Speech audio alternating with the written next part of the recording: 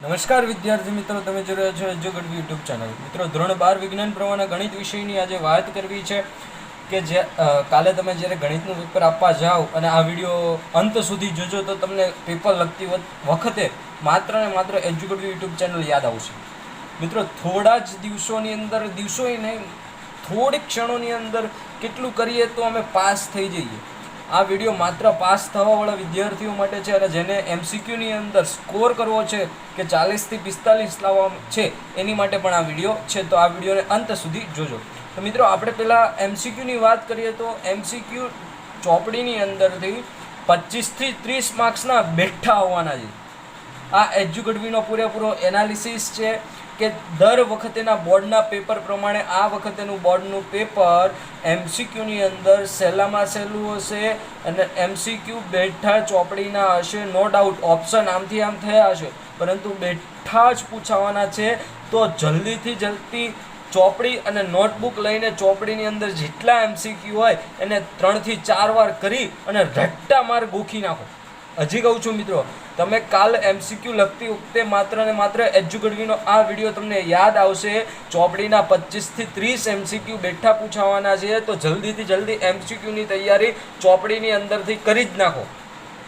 તેની સાથે સાથે થોડીક ક્ષણોની અંદર, એટલે કે કાલે 3 વાગ્યા સુધી કેટલા ચેપ્ટર કરીએ તો અમે થિયરીની અંદર 20 થી 30 માર્ક્સ કવરઅપ કરી શકીએ. તો બરાબર, તો ત્રીજું અને ચોથું ચેપ્ટર છે કે નિશ્ચાયક અને શ્રેણી. બરાબર, એ કુલ ટોટલ 22 માર્ક્સનું છે, જેમાંથી 4 માર્ક્સનો એક પ્રશ્ન ત્રીજા ચેપ્ટરમાંથી અને 3 માર્ક્સનો એક પ્રશ્ન આવવાનો છે, અને ચોથામાંથી 4 માર્ક્સનો એક અને 3 માર્ક્સનો એક આવવાનો છે.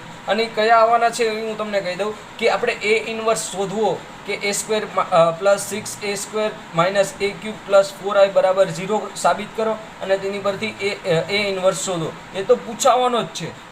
અને તેની સાથે સાથે ત્રીજા ચેપ્ટરની અંદર સરવાળા તરીકે અભિવ્યક્ત કરો કે સંમિત છે કે વિસંમિત, એ પૂછાવાના છે. એટલે આ બે રીતના દાખલા ખાસ કરીને જોજો. અને આપણે જે 10મું ચેપ્ટર છે સદિશ બીજગણિત, એની અંદરથી એક 3 માર્ક્સનો દાખલો આવવાનો છે. પછી ત્રિપરિમાણીય ભૂમિતિ, એની અંદરથી કઈ રીતનો દાખલો આવવાનો છે ને હું તમને જણાવી દઉં કે બે બિંદુ વચ્ચેનું લઘુત્તમ અંતર શોધો.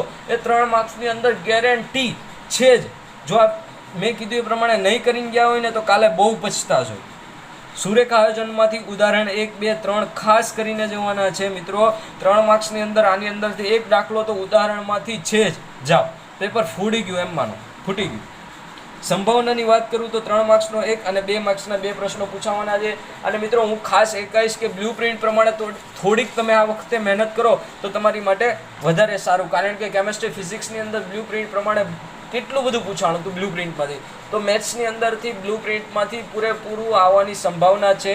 અને એમસીક્યુ મેં તમને કીધું એ પ્રમાણે ચોપડીના બેઠા કરીને જજો. જો ન કર્યા હોય તો કાલે તમે બહુ પછતાવાના છો.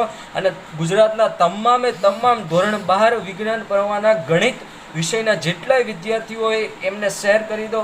અને જો તમને એમ લાગે કે નહીં, એજ્યુકેટવીએ પૂરેપૂરું કીધું એ પ્રમાણે કાલનું પેપર આવ્યું હતું, તો અમને જે એપ્રિશિએટ મળે, અમને થોડુંક મોટિવેટ મળે, એ માટે અમારા આ વિડીયોને લાઈક અને સબસ્ક્રાઈબ કરી દેવાનું છે. પરંતુ કાલે પેપર આવીને પછી, ઓકે.